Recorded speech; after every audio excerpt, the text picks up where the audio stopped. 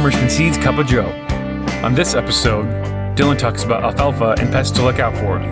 Ben shares an article from Iowa State University about residual soil nitrogen from crop year 2025 and how it might affect 2026 nitrogen needs. And check out the link below for a Meristem crop performance video regarding emergence and germination.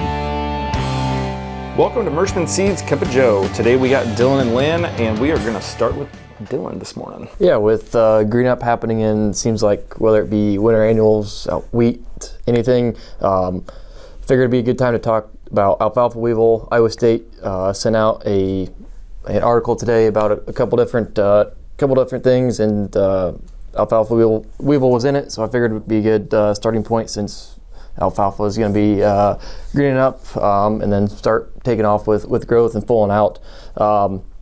So with weevil, we know it can be pretty devastating in a crop. It takes it over just like that. They're the green little worms, I guess that you can call them, the weevil, and they just eat on the stems and the leaves.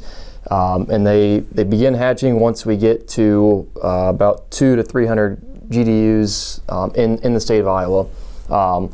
And with the mild kind of winter that we had and the warmer kind of fall that we led into, the adults started the activity a lot sooner than in the normal years.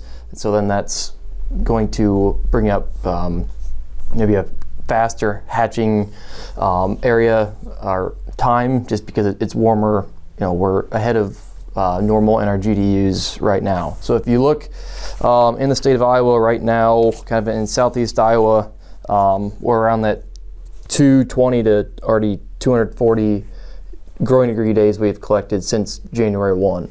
So we are ahead of normal, and then once you kind of go north, then we get into not as many days. Kind of I-80 is what they consider their point, where south of I-80 we can start looking at 200 days. That's when they're going to start to hatch. In north, that's 250. So I mean, there's a pretty big difference there. Kind of this time of year, it just takes a lot longer for those days to collect and grow. But as we're scouting, just kind of keep in mind the thresholds on these weevils. They're a tall 12-inch healthy plant when they're going after them. So if we start to see the weevils, we need to start scouting to get them taking control, because most of the time the first crop, is May, middle to end of May is when you're going to kind of take that first crop off. So we've got, a good chunk of time here yet, but if we need to get on them now, because if we use a pyrethroid or something, we're going to have that harvest date where we can't harvest once we spray. So they're such a devastating little insect that we need to make sure we stay on top of it. Yeah, for sure. With how fast things are greening up, that first cutting of alfalfa could be the first week of May, second week of May, instead of later on for what we've seen, how fast things are progressing this year, for sure. And you can use a sweep net, or even just looking, you can tell if they're there, and they'll fill up the sweep net pretty quick. So if you see, they'll kind of turn the leaf kind of a bronzy color once it gets to that plant. So you can definitely tell they're there. So hopefully we need to be on that front side. Yeah, and like you said, the pyrethroid, there's no genetic management techniques that we have to prevent it. You got to go out and manually destroy them, for lack of better terms. So there's no silver bullet per se from a genetic standpoint. So we got to get boots in the field. And I know, particularly when you get into the non-alfalfa growing areas, it's a different animal there to actually go through the finite managements. But the way that this alfalfa market looks like, and the way that we are seeing a very large uptick. Fall seeded acres were down for us. We're seeing a large uptick in the sales this year to make up for that. And talking with Mitch at our sales meeting, they're projecting a pretty big alfalfa year as well, as obviously the cattle market has a lot to do with that. So it could be a good opportunity here, especially for guys that have alfalfa that's established, to take advantage of some, hopefully some market conditions that will fill in the gaps when the new seeded acres come on board. But anybody that's got Merschman, specifically Harv Extra, America's alfalfa, good high quality alfalfa, you want to make sure that you're doing all the management techniques to ensure you get a big crop there. Yeah, because it seems like your first cutting, that's when the weevil is going to affect it the most, and then it seems like it's going to turn into leaf hopper in most cases, at least in our local area. Yeah, Two different boogers for sure. One of the things that Mitch was talking about in the meeting is that a good a good 3 or 4 year stand of alfalfa, if you're rotating out and going into a corn rotation, and there's not a ton of alfalfa acres, but it's something definitely to keep in mind with the nitrogen prices the way they are. A stand that's reduced where you can actually walk, or where your foot will not hit an alfalfa plant, it's like 120 to 140 pounds of nitrogen. So if you do have alfalfa and it's going into a corn rotation, it's definitely beneficial for the nitrogen credit side of things for sure. Which rolls into what I have from Iowa State, so it must be an Iowa State week. This is an article that they published today talking about residual soil nitrogen from crop year 2025, how it might affect nitrogen needs in 2026. So what they are talking about is they have somewhere around 420 different fields where they pulled nitrate tests from last year, and they've done this for the past 3 years. We got 2023, 2024, 2025, and they were talking about the economic optimum nitrogen rate per acre. In 2023, that number was 196 pounds of nitrogen. In 2024, that was 224 pounds of nitrogen. In 2025, it was 171 pounds of nitrogen, whereas the economic optimum nitrogen rate across the state of Iowa. So what they're doing is they're pulling nitrate tests at the end of the season, and they are looking at end of the season or late spring nitrate tests, and they are testing for how much nitrogen is in the soil and how much you actually need to apply. So one of the highlights from this article that I found very interesting was that 2025 was a phenomenal year for mineralization, and because of the moisture that we had, because of the warmer temperatures that we had, there's actually a lot of natural mineralization that happened, and that the amount of nitrogen that needed to be applied was way less than the prior years going into that. So across the fields that were sampled, 60% had less than 20 pounds of nitrogen, 35% had 20 to 70 pounds of nitrogen, and then 5% of those fields had 70 pounds or more of nitrogen. So what does that mean for our growers and our people going into the 2026 season? I think it's going to be a very interesting year to do the late spring nitrogen test, and it's definitely one of those things that you're going to want to keep in mind. So most guys will put on anhydrous, their base rate, or they will put on weed and feed of 60 pounds, 40 pounds, whatever that number is. But once we get done with that base rate, it's going to be very important this coming year to go out, take those nitrate tests, and analyze where we are actually at with the nitrogen, because we could have excess carryover from last year. We could be depleted because of excess rainfall. It's going to be where you're at and how the environment has affected those acres, because this could be a huge money saving opportunity. And it's for $5 or $6 an acre, or $5 or $6 a sample. It's not that big of a deal to go out and actually pull those samples, figure out where you're at, and then we can pull back or apply more if that's what we actually need. Yeah, it'd be interesting to see personally on one of our farms. I'm doing a study, very, very crude study, but we decreased the amount of some nitrogen going into corn last year, and did a really, really good job of managing that. And what I've kind of been talking to some folks in the industry that they have noticed is, particularly in our heavy running soils, we do have a lot of good mineralization. We probably over apply based on the probably the economic opportunity there. And what they have found in conversation is that too much carryover nitrogen from corn into beans has prevented our yield or kind of caused us a yield plateau on our soybeans. So particularly if you're an individual that you're cranking 260, 270, 280 in corn, and you rule of thumb, divide that by 3, and that should be your bean yield. If you're not getting that, potentially calcium should be one to be looked at. Potassium would be one to look at. The other one would be is your carryover nitrogen. Are you making that, or is that soybean becoming very lazy in the early part of that season, and we're not getting good nodulation? That leads to issues when we get further on down. So that's one I'm really interested to see based on carryover nitrogen. The other two is the tools that Iowa State is coming up with right now with the Iowa Nitrogen Initiative to find that economic threshold when it comes to nitrogen application. That's one that it's hard. as a farmer, when you put your farmer hat on, to I'm going to put on for 285 bushel crop, and that's what I want. But maybe this year, putting on 120 pounds and hoping for a utilization rate in the 0.6, 0.7, and being 240 might actually net you more money than trying to outbushel your way to it. It's tough because you're trying to do that on the front side, and kind of our adage is we're going to outbushel our way out of low prices. But it's definitely one interesting to take a look at to see. And they're, like I said, it's a very wide study that they're using, and some good research going into that. The last point on the carryover nitrogen that I just wanted to add too, there's some good research coming out of Iowa State related to that. Is the guys up north, our listeners in the northwest Iowa, the Des Moines Lobe, obviously a very contentious conversation related to nitrate levels in the Raccoon River, Des Moines River watershed.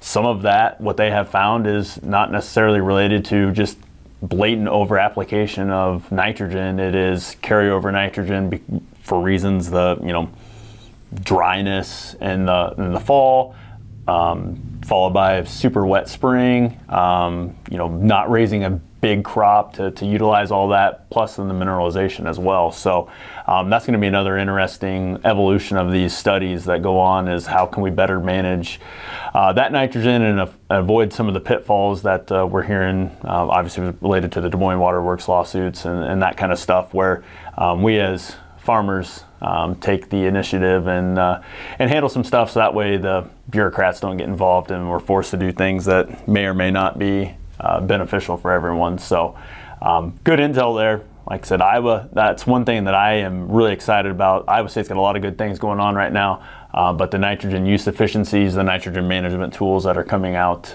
from Iowa State right now are top notch. Yeah, so we will definitely link to this article. It's called FACTS, Facts, and you can go and plug your county in and your estimated rainfalls, and I was kind of playing around on that before when this article came out on Wednesday or Thursday, and you can actually go through and it will pick your economic level and based on rainfall and all that other stuff. So definitely something to be using once we get this corn up and we're starting to think about side dress or extra nitrogen applications for sure. My fun thing I like to think of with that is as we starting to know more about, particularly the Merschman hybrids and how certain ones build yield, our favorite, I have noticed that you take care of that one into the season. Obviously nitrogen late season is very important as well. We start changing our techniques from front loading to maybe spoon feeding a little bit.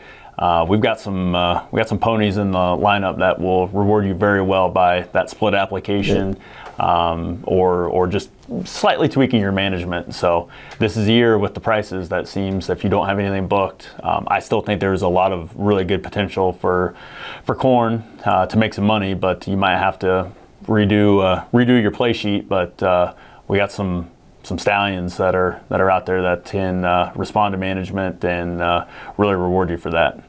100%. And you're alluding to stallions, but I would say that the 2411, the 2512 are both products in that lineup that keeping them alive as long in season as you possibly can, plus the fungicide, the extra nitrogen. Yep. Those things are definitely going to help build kernel depth, which is going to turn out to yield at the end of the day. So we did have a sales meeting this week, and part of our sales training was a Meristem meeting that we are going to link to in this after this Cup of Joe episode. You want to highlight some of the key things that were in that video?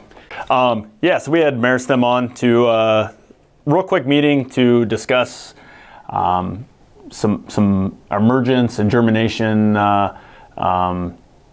pros and cons that come with germination and emergence as we're nearing that time. So very helpful information that we're going to link to, kind of describing a lot of, I thought the premise of it, zinc's role in germination and getting that off to a great start. And I thought Tim did a great job of, we've talked about it, shedding a little bit different light, probably much higher level than we've discussed before. And to be completely frank, I'm not even going to attempt to give the spark notes on it. It's pretty high level, but I think it's very relevant because it does kind of give you it's a kind of an aha moment with zinc. Why the importance of zinc? Why we've always known that zinc and phosphorus ratio.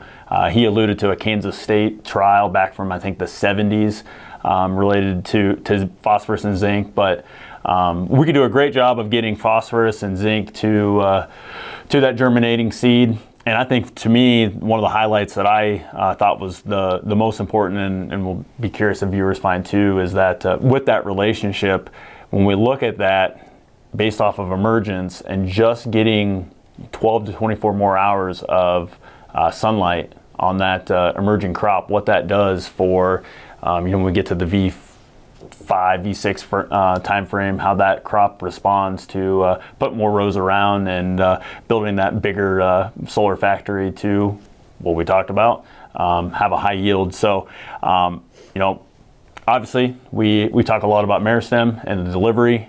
We think especially on the micros and the different form of biologies that come with it. But at the end of the day, I think one of the most important things that we are able to offer, specifically guys without starter, is that zinc that's in the bottom of that pail, the manganese that's in the bottom of that pail, being able to get some phosphorus solubilizing back microbes out there that will help with that and help ensure that we are able to have that plant uptake that and get the right signals going from germination into emergence and then high yield, because corn is especially, and I think when we look at it from a high yield standpoint, beans we are offered the ability to do some compensating things post emergence, post vegetative side. Obviously we can't on corn, but if you screw up corn at V5 after it's established rows around, it is really hard, especially in more determinate style hybrids, to gain that real estate back. So very minimal cost in comparison to make sure that we have done everything to maximize that phenotypical expression that the corn plant wants to throw out there. So that's enough of me rambling. Watch the video. It's pretty incredible on the amount of opportunity that we are leaving on the table by not having zinc out there for the crop to take advantage of. And zinc is one that it's kind of the glue in the Meristem formula there on the hopper box to get everything that we feel like is very important. And I'm not saying feel like, it is very important, but it's pretty awesome that your binder is actually one of the most important keys to unlocking the genetic potential out of that corn or soybean as it's coming up out of the ground. Right. If you take a conglomerate of the Midwest soil types and you look at the two nutrients that are most deficient, potassium's probably first, just because it's a major crop input. Zinc is probably number two. Yep. So having that zinc there, a lot of our growers don't have starter on their planters. It gets a little bit more popular as you move west, but this is a perfect starter replacement or a starter product that growers can get on their corn, get on their soybeans, and get that crop out of the ground really fast and get a kickstart to a really good year. So yeah, and I think the one important thing that I would take out of it too is, I don't want anybody to go out and just go and buy zinc for the sake of, but I mean, that relationship with phosphorus is just as important to that whole phenotypical expression. So loading her down with zinc is not probably going to give you the right, in which we go back to Neil Kinsey talking about the relationships of all. I mean, it is back to that, your zinc and phosphorus, and yeah, you might have a lot of phosphorus in the soil, but is it really available to the crop when it's ready to go? Hence where we come up with the starter and why guys see a big response to starter from a vegetative standpoint, but then we go into the your favorite phrase, starter is not finisher. That is 100% true. So Kinsey's philosophy is somewhere between 10 to 8 per 1 parts per million. So if you're at an 80, If you're at an 80 parts per million on your phosphate test on a Malic 3, you should probably be somewhere around 8 or 9 parts per million on your zinc, and most guys are in the 1, 2, 3 parts per million. So that zinc is the pathway to get the phosphorus into the crop for sure. So having a little bit on the seed, they talk like, what is it, 1.5 quarts equivalent, 1.2 quarts equivalent is what is on the Meristem pail. Yep. That's getting actually into the crop, so it's definitely a good start for those guys that aren't going to be putting zinc on their crop year in and year out. So, well, it's been a busy week. You going to get us out of here with the corny joke? Yeah, Alex tried to help me out, but I'm just going to stick with one because this one, Joe left as he is celebrating today. Yeah. He better be celebrating at least. So the state of Iowa has an opportunity to wake up Saturday morning and be very excited. We'll just see if your Iowa State Cyclones can help out. But is it football season? Yeah. Which country's capital has the fastest growing population? No idea. Ireland. Every day it's Dublin. Every day it's Dublin. We even got Alex to laugh at that one.